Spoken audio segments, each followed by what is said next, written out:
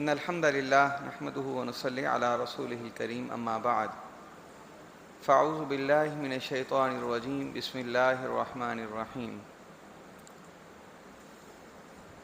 یا ایہا الذین آمنوا لم تقولون ما لا تفعلون کبر مقتا عند اللہ ان تقولوا ما لا تفعلون۔ اللہ رب العالمین نے اسلامی تعلیمات کے ذریعے انسانیت کو جو تعلیمات دی ہیں، ان تعلیمات میں سے ایک تعلیم یہ بھی ہے کہ تمہارے عمل میں اور قول میں مطابقت ہونی چاہیے، قول اور فعل میں مطابقت ہونی چاہیے، یکسانیت ہونی چاہیے، ہم آہنگی ہونی چاہیے۔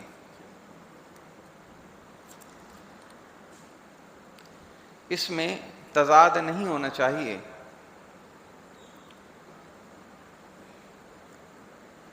وہ قومیں پہلے بھی وہ مسلم ہوں وہ غیر مسلم ہوں،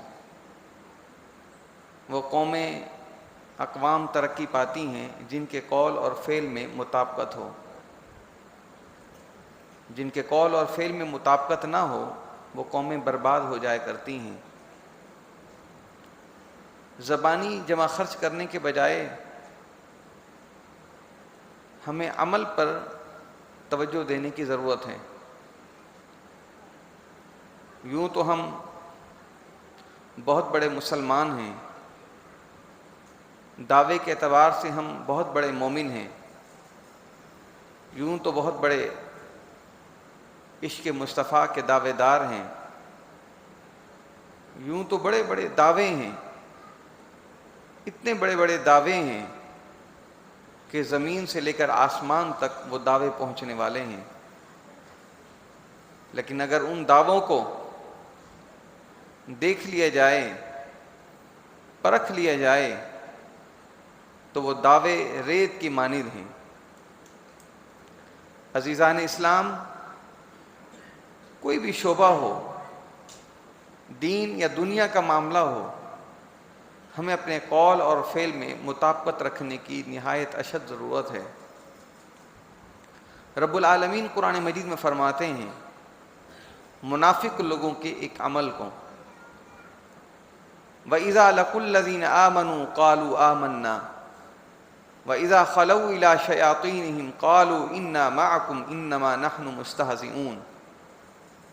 جب وہ لوگ ایمان والوں کو ملتے ہیں تو کہتے ہیں ہم ایمان لے آئے، ہم تو اللہ اور اس کے رسول صلی اللہ علیہ وسلم کے ساتھ ایمان لانے والے ہیں۔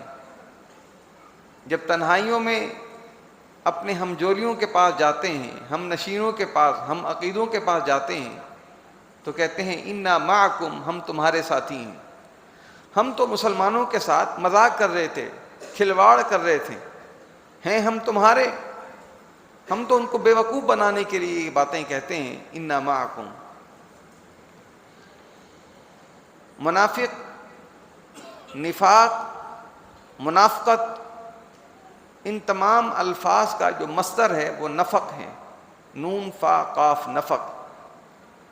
نفق اس گھاٹی کو کہتے ہیں کہ جس کے دو منہ ہوں، دو منہ والی سرنگ کو نفق کہتے ہیں۔ منافق شخص بھی ایسے ہی ہوتا ہے جس کے دو منہ ہوتے ہیں، کبھی وہ یہاں کبھی وہ یہاں۔ نفاق کی دو قسمیں ہیں، ایک نفاق اعتقادی ہے اور ایک نفاق عملی ہے۔ منافق اعتقادی اسے کہتے ہیں جو دعویٰ اسلام کا، ایمان کا کرنے والا ہو لیکن اس کا دل مسلمان نہ ہو، دلی طور پر اللہ اور اس کے رسول صلی اللہ علیہ وسلم کو نہ ماننے والا ہو، یہ منافق ہے، یہ منافق اعتقادی ہے۔ اس کا فیصلہ کرنا میرے اور آپ کے اختیار میں نہیں ہے، یہ محمد رسول اللہ صلی اللہ علیہ وسلم کے دور میں ان لوگوں کا فیصلہ یا ان پر مہر لگ چکی تھی کہ یہ منافق ہیں۔ کیوں؟ وحی کا اترنے کا دور تھا۔ دوسرا ہے منافق عملی۔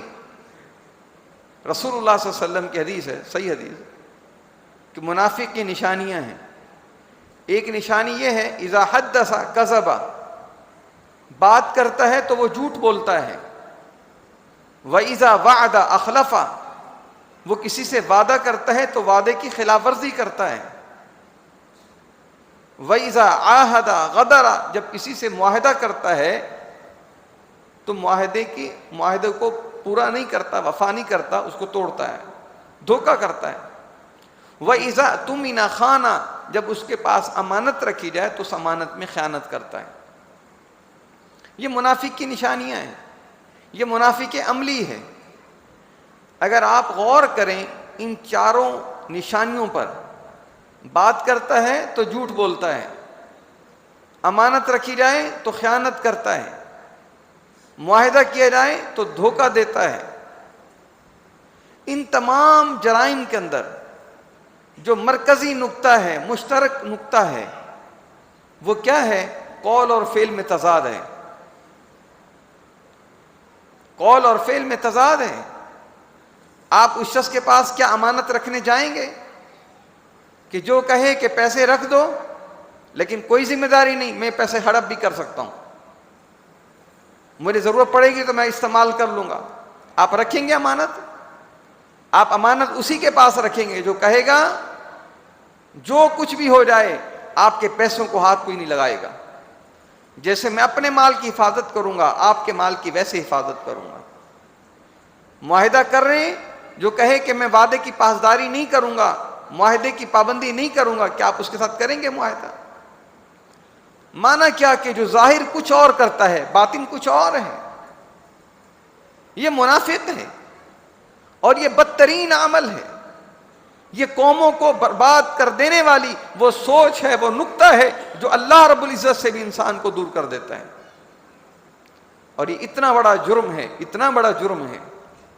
سورہ صف کی جو آیت کریمہ میں نے آپ کے سامنے پڑھی، سبح للہ ما فی السماوات والارض وہو العزیز الحکیم، زمین و آسمان اور ان کے مابین جو کچھ ہے سب اللہ کی تسبیح بیان کرتے ہیں، وہو العزیز الحکیم، وہ غالب بھی ہے، وہ حکمت والا بھی ہے۔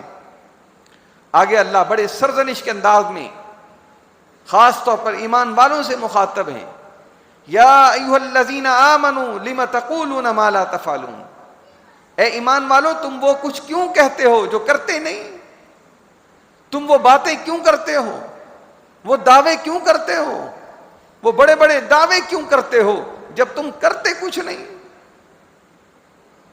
یہ ڈانٹ کا انداز ہے، لم تقولون ما لا تفعلون۔ اور آج اگر ہم دیکھیں یہ بات کو گہرائی سے، اگر اس جملے کو اختیار کریں اور سوچیں، دعویٰ کس کا ہے؟ اللہ اور اس کے رسول صلی اللہ علیہ وسلم سے محبت کا دعویٰ ہے، محبت مصطفیٰ صلی اللہ علیہ وسلم کا دعویٰ ہے، نبی کے عشق کا، اسلام کا، ایمان کا۔ نماز پڑھنے کا وقت ہوا تو پھر رخ موڑ لیا کسی نے بریلوی شہر کی طرف، کسی نے رخ موڑ لیا شہر بغداد کی طرف، کسی کا رخ کہاں، کسی کا رخ کہاں۔ دعویٰ محبت رسول صلی اللہ علیہ وسلم کا ہے لیکن عمل پھر دوسروں کی طرف ہے، اب میں فلانا ہوں، میں فلانا ہوں۔ لما تقولون ما لا تفعلون، جب نبی کی سربراہی کو قبول کیا، نبی محمد رسول اللہ صلی اللہ علیہ وسلم کی رسالت کو تسلیم کیا، ان کو اپنا رسول مقتدا اور محتدا تسلیم کیا، پھر کیا ضرورت ہے ادھر ادھر منہ کرنے کی؟ پھر رخ وہی کرو جو رخ ابو بکر صدیق نے کیا، رخ اسی انداز سے اختیار کرو جو ابو بکر صدیق، عمر فاروق، صحابہ کرام نے اختیار کیا۔ پوری دنیا سے رخ موڑ کر محمد رسول اللہ صلی اللہ علیہ وسلم کی طرف کر لو۔ لما تقولون ما لا تفعلون، قول اور فعل میں مطابقت پیدا کیجئے۔ دعویٰ ہے اللہ کے نبی محمد رسول اللہ صلی اللہ علیہ وسلم سے محبت کا۔ شیخ صاحب سے بہت ہی عظیم آپ خطاب سن رہے تھے، دل سوز انداز میں قرآن کی محبت بھری جھلکیاں پیش کر رہے تھے، کس انداز سے یہ سمجھا رہے تھے مجھے اور آپ کو کہ ہم اپنا تعلق اللہ کے قرآن کے ساتھ قائم کریں۔ معذرت سے یہ باتیں کرنا چاہ رہا ہوں آپ سے، میرا تعلق کیا ہے؟ کیا میرا تعلق صرف رمضان میں قرآن سننے کے ساتھ ہے؟ دھوکہ دیتا ہوں میں اپنے آپ کو، ظلم کر رہا ہوں میں اپنے آپ کے ساتھ، زیادتی کر رہا ہوں میں اپنے آپ کے ساتھ؟ صرف قرآن کو اپنی ضرورت کی حد تک ہم استعمال کرتے ہیں. ہم اپنی مسجد میں غور کر لیں, ہم اپنی مسجد میں غور کریں, ہمارا تعلق کس انداز سے مسجد کے ساتھ ہے, قرآن کے ساتھ. قرآن مجید جہاں رکھے ہوتے ہیں وہیں کے وہیں رکھے رہتے ہیں. کیا ہم جب مسجد میں آتے ہیں, کیا مسجد میں آ جانے کے بعد کیا میں قرآن کو اٹھاتا ہوں؟ جائیے اللہ کے گھر میں, بیت اللہ میں, اللہ آپ کو, ہم سب کو اپنے گھر کی زیارت نصیب فرمائے. مسلمان آتے ہیں, نماز سے پہلے پہنچتے ہیں, قرآن کو اٹھایا, تلاوت کی, سلام پھیرا, اذکار کیے, پھر قرآن پڑھا, تلاوت کی. آج ہمارے پاس ٹائم نہیں. مسجد میں قرآن پڑھنے والے نظر آتے ہیں تو کون سے؟ ننھے منھے چوزے, 2-2 3-3 سال کے بچے. قاری صاحب ان کو بٹھا کر بیٹھے ہیں, یہ قوم قرآن پڑھ رہی ہے. اور معذرت سے کہوں, اگر پوچھ لیں ان نمازیوں سے, آج اس معاشرے سے پوچھ لیں, تو اللہ کی قسم 90% وہ لوگ ہیں جن کو قرآن پڑھنا نہیں آتا. قرآن پڑھا کیسے جاتا ہے پتہ نہیں ہے. ایسے پڑھتے ہیں جیسے پتہ نہیں دنیا کے کوئی الفاظوں کو جوڑ جوڑ کر, توڑ توڑ کر. الا ماشاء اللہ بعض خوش نصیب ہیں جن کو اچھا پڑھنا آتا ہے. کچھ تو وہ ہیں جن کو سرے سے پڑھنا نہیں آتا, پڑھنا ہی نہیں آتا ناظرہ قرآن. کچھ ہیں تو وہ جوڑ موڑ کر باتیں کرتے ہیں. ارے قرآن تو وہ ہے, رسول اللہ صلی اللہ علیہ وسلم کی حدیث ہے, القرآن هو حبل اللہ, قرآن اللہ کی رسی ہے, اس کا ایک حصہ طرفہ بید اللہ و طرفہ بیدک, اس رسی کا ایک کونا جو ہے, ایک حصہ وہ تیرے ہاتھ میں ہے, اور اس رسی کا دوسرا حصہ جو ہے وہ اللہ رب العزت کے ہاتھ میں. تو نے اللہ سے تعلق قائم کرنا ہے, اس قرآن کے ساتھ تعلق جوڑ لے. جیسے کنویں میں گرے ہوئے شخص کو, جو کنویں میں گرا ہوا ہو, اس کے اوپر آنے والے بہت سارے لوگ آ جائیں, اس کو تسلیاں دیں, بھائی تو پریشان نہیں ہو, اوپر سے اس کے چکن قورمہ اور کیا کچھ کڑھائیاں, فش, سب کچھ بنا کر نیچے بھیجتے رہو. میری بھائی تو کنویں میں پڑا رہے, تجھے سب کڑھائیاں مڑھائیاں سب پہنچائیں گے, بڑی بڑی اعلیٰ قسم کی بریانیاں بھی تجھے دیں گے ادھر ہی کنویں کے اندر. وہ پھینک دے گا تمہاری ان چیزوں کو, مجھے اس کی حاجت نہیں, مجھے باہر نکالو. تو 10,000 کے کھانے اندر بھیج دے, اس کی قدر اس کو خوشی سے نہیں ہوگی. اگر تو 20 روپے کی رسی لٹکا کر نیچے پھینک دے گا, وہ کہے گا اب میری امید زندگی کی آ گئی, میں خوش ہوں گا, میں باہر جاؤں گا. جیسے کنویں میں گرے ہوئے شخص کو وہ رسی اس کی زندگی کی آس ہوتی ہے, وہ خوشیوں کو دوبارہ لاتی ہے, وہ امیدیں وابستہ کراتی ہے. اللہ کی قسم یہ قرآن تجھے اس زندگی کی تاریکی سے نکال کر, ان دنیا کے جھنبیلوں سے نکال کر, دنیا کی تاریکیوں سے نکال کر تجھے دنیا کے اندر بلند اور بالا کر دینے کے لیے, اللہ کے قریب کر دینے کے لیے, محمد رسول اللہ صلی اللہ علیہ وسلم کے قریب کر دینے کے لیے یہ وہ عظیم کتاب ہے, جس کو آج پڑھنے کا وقت نہیں, ڈھنگ سے پڑھنے کا وقت نہیں. قاری صاحب کی 2 زانو ان کے سامنے بیٹھنے کے لیے ہمیں شرم آتی ہے کہ میں جاؤں قاری صاحب کے سامنے قرآن کی 2 آیتیں سیکھوں. اللہ کی قسم یہ شرم نہیں, یہ عزت ہے, یہ بلندی ہے, یہ مقام ہے, یہ اللہ رب العزت تجھے اس کی برکت سے دنیا اور آخرت میں اکرام عطا کریں گے. قول اور فعل میں تضاد نہ کریں. موضوع کی طرف آتا ہوں. آپ نے بڑا سنا ہے اس مجلس میں قرآن کیا ہے, قرآن کتنی عظیم کتاب ہے, لیکن اس قرآن سے تعلق سوچا, یا یہی بس بات بٹھا لی ذہن میں قرآن بڑی برکت والی کتاب ہے. نہیں, آج عزم کر لیں, رہی زندگی تک اس قرآن کو پڑھوں گا, ترجمہ سمجھوں گا, اللہ کی کتاب کو معانی کے ساتھ اور اس کو اچھے انداز سے تلاوت کرنے کے ساتھ, مستقل مزاجی کے ساتھ اللہ کے قرآن کی تلاوت کروں گا. جن جن نے عزم کر لیا ہاتھ کھڑا کریں, بلند بلند ہاتھ, اللہ کی توفیق سے انشاءاللہ. جزاکم اللہ خیر. یہ عزم کر لیجئے, آج نیت کر لیجئے کہ جتنی زندگی ہے. میرے ایک دوست ہیں, میں نے ان کی ایک بہت پیاری عادت نوٹ کی, اللہ مجھے اور آپ کو وہ عادت اختیار کرنے کی توفیق دے. میں نے ان کو کئی مواقع پر دیکھا کہ قرآن پڑھتے تھے, قرآن پڑھنے کے بعد جیب سے پرچی نکالتے, کچھ لکھتے تھے. 1 دفعہ دیکھا, 2 دفعہ دیکھا, میں نے دن پوچھا بھائی جان یہ کیا کرتے ہیں؟ کہتے ہیں ثناء اللہ بھائی, جہاں میں روکتا ہوں تلاوت کو میں وہ آیت نمبر اپنی جیب میں نوٹ کر لیتا ہوں کہ اب میں نے اس سے آگے پڑھنا ہے. اب جس مسجد میں گئے قرآن اٹھایا, تلاوت کی. کہتے ہیں ظہر کہیں ہوتی ہے, عصر کہیں ہوتی ہے, ہر نماز کے بعد کچھ تلاوت آیات کی تلاوت کر لیتا ہوں اور فوراً پھر میں نوٹ کر لیتا ہوں. یہ ایک تعلق ہے محبت کا, پیار کا اللہ کی کتاب کے ساتھ. اور اللہ کی قسم یہ وہ کتاب ہے جو تجھے اور مجھے دنیا اور آخرت کی کامیابیاں اور اللہ کے غیظ و غضب سے بچانے کے لیے عظیم و کتاب ہے. اللہ رب العزت کے سامنے یہ کتاب سفارش کرے گی. تو عرض کر رہا تھا قول اور فعل میں تضاد نہ ہو. محبت ہے اللہ کے قرآن کے ساتھ تو محبت کا ثبوت دیجیے. اپنی اولادوں کو قرآن کی تعلیم دیجیے, اپنی بچیوں کو قرآن کی تعلیم دیجیے, قرآن کو سمجھیے, جانیے, اس پر عمل کیجیے. یہ پھر بات بنے گی قرآن کے ساتھ تعلق کی. امام کائنات جناب محمد رسول اللہ صلی اللہ علیہ وآلہ وسلم نے اس چیز کو نہایت ناپسند فرمایا کہ جن کے قول میں کچھ اور ہو, جن کے فعل میں کچھ اور ہو. یہ منافقین کا رویہ ہے, منافقین کا عمل ہے. اللہ رب العالمین بھی ایسے لوگوں سے کراہت کرتے ہیں. اللہ رب العالمین ایسے لوگوں کو ناپسند فرماتے ہیں. اگلی آیت میں اللہ تعالیٰ فرماتے ہیں کبر مقتا عند اللہ ان تقولوا ما لا تفعلون.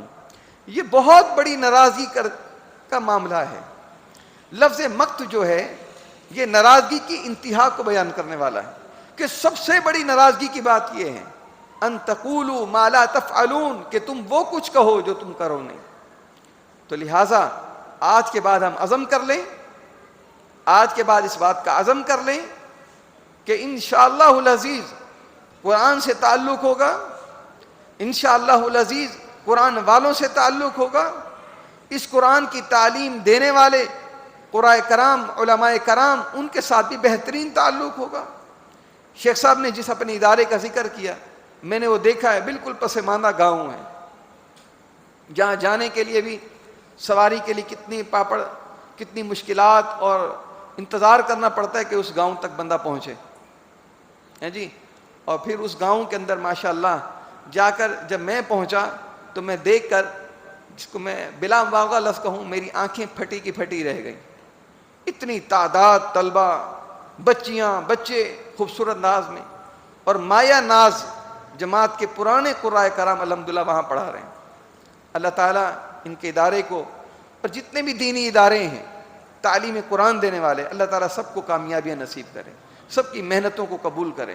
تو جو ادارے کام کر رہے ہیں اس مسجد میں کس انداز سے, محترم اشرف انصاری صاحب, قاری صاحب, کس انداز سے طلبہ کے لیے, طالبات کے لیے, ان کی تعلیم قرآن کے لیے فکر مند کوششیں کر رہے ہیں. خواتین کے لیے ترجمہ تفسیری کلاسز ہو رہی ہیں, دروس ہو رہے ہیں. لیکن ہم اگر سستی کا شکار رہیں تو پھر یہ زیادتی کا معاملہ ہے. اللہ رب العزت ہم سب کو قرآن مجید کے ساتھ سچا تعلق قائم کرنے کی توفیق دے. اور پھر اس کے ساتھ ساتھ آپ نے ایک اس بات کا بھی عزم کیا ہوگا انشاءاللہ, مجھے امید ہے کہ جیسے اس رمضان میں اللہ کے گھر کے ساتھ تعلق تھا, نمازیں پڑھیں 5 وقتہ, اللہ کی اطاعت کی, انشاءاللہ آئندہ بھی پابندی کریں گے. یہ پختہ عزم کر لیں. اب یہ نہ ہو, ایسا نہ ہو کہ یہ صرف رمضان کی راتوں تک, رمضان کے مہینے میں یہ اللہ سے تعلق رہا, اس کے بعد یہ تعلق ختم ہو جائے. دعویٰ کرتے ہو اگر اللہ سے محبت کا, اگر دعویٰ کرتے ہو محمد رسول اللہ سے محبت کا, تو پھر محبت کے دعوے کچے نہیں ہوتے, محبت کے دعوے مہینے کے لیے نہیں ہوتے. وہ محبت کرنے والے نہیں ہوتے جو چند دن کے لیے آئیں. محبت کرنے والا وہ ہوتا ہے جو زندگی بھر کا ساتھ دے, بیماری میں, دکھ میں, سکھ میں, امیری میں, غریبی میں, پریشانی میں, خوشحالی میں. وہ محبت کرنے والا وفادار ہوتا ہے جو ہمہ وقت ایک مستقل بنیادوں پر ساتھ چلتا رہے. وہ وفادار, اور جس کو دنیا کہتی ہے کہ یہ صحیح طور پر محبت کرنے والا اور اپنے دعوے میں سچا ہے. اللہ سے محبت کا دعویٰ ہے, رسول اللہ سے محبت کا دعویٰ ہے, لیکن کب تک؟ رمضان کے چاند رات ختم. ایسا نہیں. 5 وقت کی نماز کی پابندی, جیسے رمضان میں فجر کی نماز باجماعت آ کر آپ پڑھتے رہے ہو, یہی تعلق، یہی پابندی اللہ کی توفیق سے مستقل انشاءاللہ قائم رکھنی ہے انشاءاللہ. بولیے انشاءاللہ. رسول اللہ صلی اللہ علیہ وسلم کی حدیث ہے، آپ نے اپنے صحابی کو نصیحت کی، اے میرے صحابی، ان قطعت وحرکت ولا تترک صلاۃ مکتوبۃ متعمدا، تجھے جلا کر راکھ کر دیا جائے، تجھے کاٹ دیا جائے، تجھے ٹکڑے ٹکڑے کر دیا جائے، یہ تکلیفیں منظور کر لینا. ہاں ایک تکلیف، ایک چیز کو قبول نہ کرنا. وہ چیز کیا؟ فرض نماز کو نہ چھوڑنا. کٹ جائے قبول ہے، جلا دیا جائے قبول کر لینا، ہر طرح کی تکلیف کو قبول کر لینا، لیکن نماز کو چھوڑ دینے والا معاملہ قبول نہ کرنا. وہ نوکری قبول نہیں جس سے نماز رہ جائے، اس ڈبل بیڈ کے اوپر، اس اے سی کمرے کے اندر سونے قبول نہیں کہ جس کی وجہ سے میری فجر کی نماز رہ جائے. وہ دوست، وہ گیدرنگ وہ قبول نہیں کہ جن کے ساتھ بیٹھنے کی وجہ سے میری فجر کی نماز رہ جائے. عزم کر لو. لِمَ تَقُولُونَ مَا لَا تَفْعَلُونَ. اللہ سے محبت کا دعویٰ ہے تو پھر اس وعدے کو سچا کر کے دکھاؤ انشاءاللہ. جیسے اللہ سے خوف، اللہ کی خشیت رمضان میں اپنے دل میں سجائی، اپنے آنکھوں میں حیا کا سرما ڈال کر رکھا، یہی حیا کا سرما اللہ کی قسم اگر 12 مہینے پوری زندگی کے لیے آ جائے، اللہ کی مدد تیرے ساتھ ہوگی انشاءاللہ. اللہ کی مدد اور نصرت ساتھ ہوگی. عزم کر لو. اور پھر جب سچا قول ہوگا تمہارا تو پھر اللہ کی مدد بھی انشاءاللہ آ جائے گی. یا ایھا الذین آمنوا اتقوا اللہ وقولوا قولا سدیدا. اے ایمان والو، اللہ سے ڈر جاؤ، سیدھی اور سچی بات کہو، دھوکہ اور جھوٹ مت بولو. جھوٹ بولنے والوں کا انجام تباہی ہے، دھوکہ دینے والوں کا انجام بربادی ہے، دنیا میں بھی اور آخرت میں بھی. سچ بولو گے اللہ کامیابی دیں گے. رسول اللہ صلی اللہ علیہ وسلم کے صحابی ہیں. آخری بات ذکر کر کے بات کو ختم کرتے ہیں. حضرت کعب رضی اللہ عنہ، رسول اللہ صلی اللہ علیہ وسلم جہاد کے لیے جاتے ہیں. آپ صلی اللہ علیہ وسلم گئے غزوے پہ، صحابہ آپ کے ساتھ، کچھ افراد مدینہ میں پیچھے رہ گئے. ان پیچھے رہ جانے والوں میں ایک صحابی ہیں حضرت کعب رضی اللہ تعالیٰ عنہ. حضرت کعب رضی اللہ عنہ، اللہ کے نبی صلی اللہ علیہ وسلم واپسی آ گئے. غزوے سے جب واپس آ گئے، لوگوں کو بلوایا جو نہیں گئے تھے غزوے میں، ان سے استفسار کیا، کیا وجہ تم نہیں گئے؟ کسی نے کہا میرے ساتھ یہ پریشانی تھی، کسی نے کہا میرے ساتھ یہ عذر تھا، کسی نے کہا گھر میں بیماری تھی. مختلف لوگوں نے عذر پیش کیے. اللہ کے نبی صلی اللہ علیہ وسلم نے فرمایا اگر تم سچ کہہ رہے ہو تمہارا معاملہ اللہ کے سپرد ہے، تم جانو تمہارا کام ہے. حضرت کعب رضی اللہ عنہ فرماتے ہیں میں اپنی باری کے انتظار میں بیٹھا تھا اور میں سوچ رہا تھا میں کیا کروں. ایک خیال آیا میں بھی ایسے کوئی جھوٹ بول کر جان چھڑوا لوں. پھر سوچا کہ میں جھوٹ کس کے آگے بول رہا ہوں. رسول اللہ صلی اللہ علیہ وسلم تو وہ ہیں کہ جن کے اوپر اللہ کی وحی اترتی ہے. یہاں میرا جھوٹ نہیں چلنا، میں سچ کو اختیار کروں، اللہ مجھے سچ کی برکت سے کامیابی دے گا. پیش ہوئے. اللہ کے نبی نے پوچھا کعب کیوں نہیں آئے، غزوے میں کیوں شرکت نہیں کی؟ فرمایا اللہ کے رسول صلی اللہ علیہ وسلم جب آپ نکلے میرا ارادہ یہ تھا کہ کچھ گھر کے کام تھے، باغ تھا، معاملات دیکھنے تھے. میں نے یہ سوچا کہ یہ سمیٹ کر میرے پاس تیز سواری ہے، میں اس کو دوڑاؤں گا، میں اللہ کے نبی صلی اللہ علیہ وسلم کو راستے میں جا ملوں گا.